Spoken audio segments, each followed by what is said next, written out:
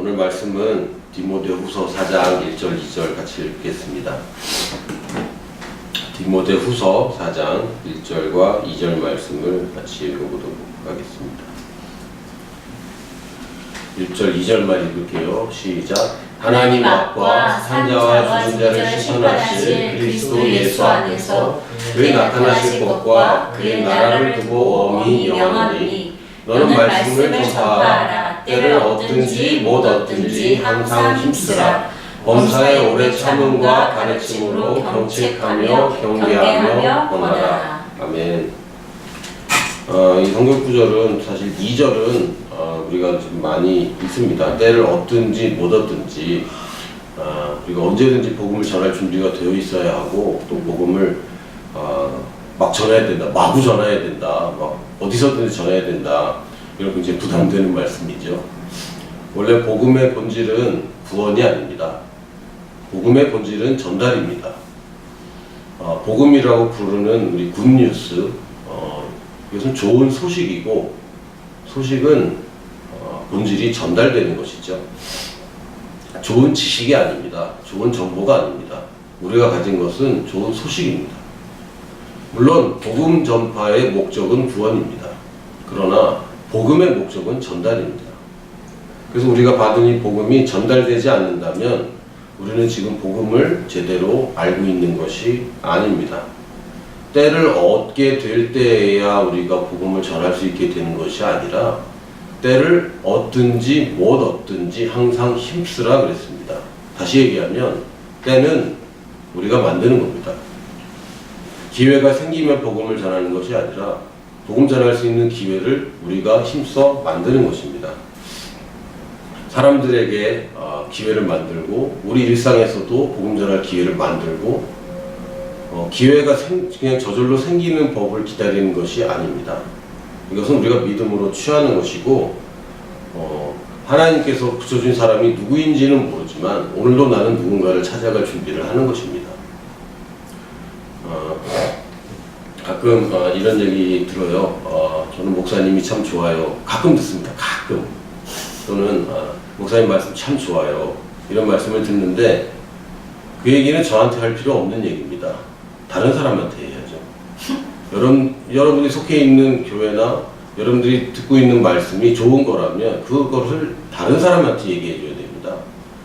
여러분이 하나님을 만나는 것이 즐겁습니까? 즐겁다면 그걸 다른 사람한테 얘기해야죠. 물론 하나님께서 말씀드립니다. 그것을 우리가 예배라고 하고 경배라고 합니다.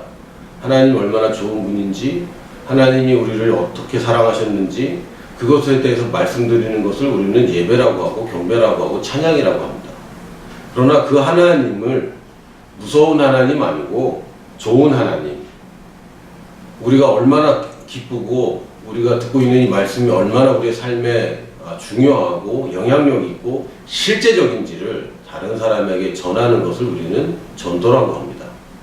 전도는 원래 인간, 그 인간이 어떻게 됐고 어떻게 타락했고 그래서 어떻게 됐고 이걸 달달달 외워서 주입시키고 교육시키는 것을 전도라고 하는 것이 아닙니다. 이것은 우리의 삶인 것이고 우리의 태도인 것이고 우리가 지식적으로 아는 것을 벗어나서 우리가 정말 그렇게 사는 것이 될 때 이 복음이 힘이 있습니다. 지난주에 제가 말씀을 묵상하다가 갑자기 이런 생각이 불현듯 들었습니다. 탕자의 비유를 우리가 들을 때 작은 아들은 아버지의 재산을 받아서 못된 친구들과 더불어서 막 먹고 마시고 다 써버렸고, 큰아들은 아버지의 말씀을 순종해서 그 집에 남아 있었는데 사람들은 누구의 아버지를 욕했을까라는 생각이 갑자기 들었습니다. 탕자가 어울렸던 사람들 아버지를 욕하지는 않았을 겁니다. 아버지의 재산으로 이 사람들에게 밥을 사주고 술을 사주고 노름을 하고 놀았을 때 적어도 그 사람들이 탕자를 비웃었겠지만 아버지를 욕하진 않았을 겁니다. 사실은 아버지 불쌍하다 여겼을 겁니다. 좋은 아버지 만나서 참 부러운 녀석인데 이렇게 이거를 좋은 거를 모르고 낭비하고 있으니까 이 당사자는 욕을 먹었겠지만 아버지를 욕하진 않았을 겁니다. 근데 큰아들의 친구들은 아버지를 욕했을 겁니다.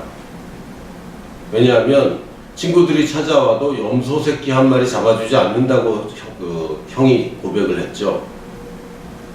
형의 친구들은 아버지를 욕했을 겁니다. 이 무슨 말씀을 드리고 싶은 거냐면 탕자처럼 방탕하게 살면서 사람들한테 퍼줘라 라는 얘기가 아닙니다. 그것도 잘못된 겁니다. 그러나 더 심각한 것이 무엇이냐면 그리스도인이 하나님을 모시고 산다고 하면서 믿음으로 사는 것이 아니라 순종으로 살면서 고통당하면서 사는 것은 사람들에게 아버지를 칭찬하는 결과를 가져오지 않을 수도 있습니다. 우리가 하나님을 믿는 것이지 하나님께 순종하는 것은 일부일 뿐입니다. 다시 말씀드리면 순종은 다른 사람들이나 볼 때 순종이라고 얘기하는 것이지 우리 본인은 믿음으로 사는 것입니다. 결과가 있습니까? 없습니까? 우리는 결과가 없을지라도 하나님을 위해서 희생하는 삶을 살고 있습니까? 아니면 결과가 있는 삶을 살고 있습니까? 우리가 하나님 말씀을 믿으면 그 믿음대로 우리가 좋은 것을 받게 됩니까? 아니면 전혀 그런 혜택과 보장이 없음에도 불구하고 우리는 하나님의 말씀에 순종하고 살아야 됩니까? 많은 그리스도인들이 순종하는 삶을 더 훌륭한 것이라고 생각을 하고 있는데 아닙니다.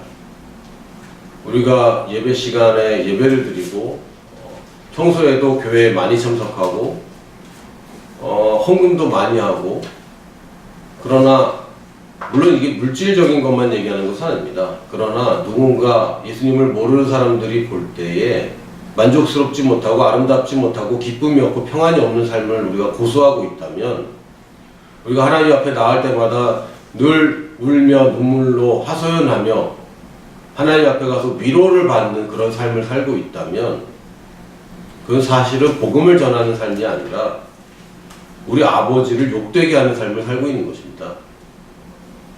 사도 바울이 왕 앞에서 내가 이렇게 묶인 것 말고는 당신도 나처럼 되길 원한다고 얘기할 수 있는 당당함과 기쁨과 평안과 만족감으로 사는 것이 우리가 복음을 전하는 삶입니다.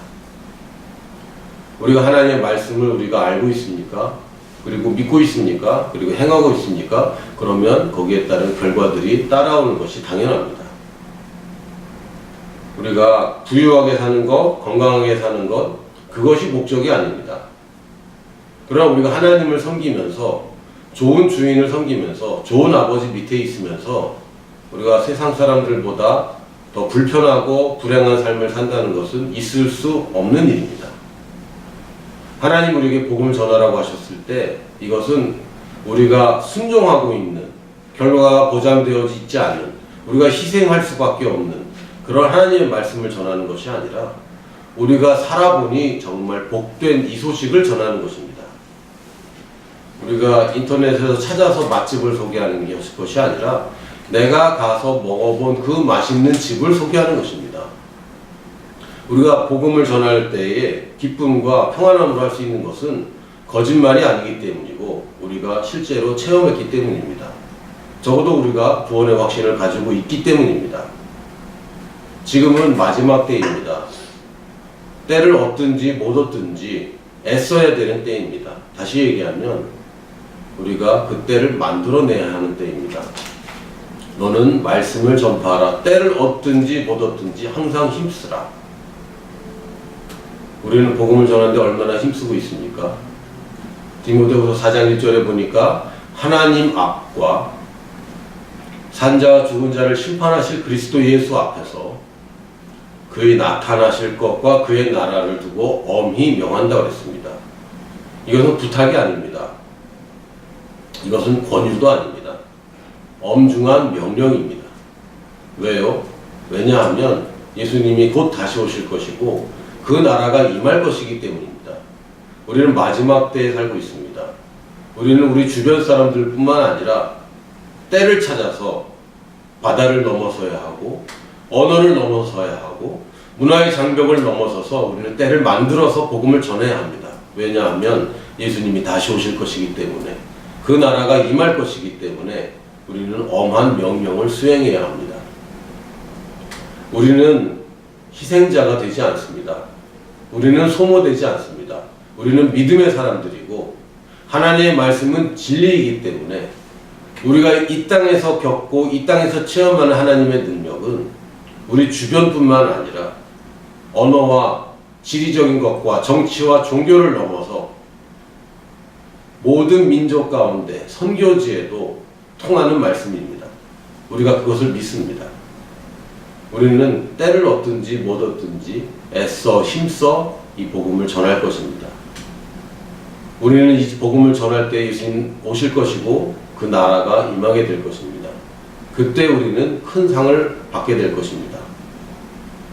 우리가 상을 못 받더라도 또는 우리가 상이 보이지 않더라도 왕이신 예수님이 진짜 왕으로 계셔야 됩니다. 그것이 맞습니다. 우리는 이것을 바로잡는 세대에 살고 있고 저와 여러분에게 이 책무가 주어졌습니다. 그의 나타나실 것과 그의 나라를 두고 엄히 명하노니 너는 말씀을 전파하라. 때를 얻든지 못 얻든지 항상 힘쓰라.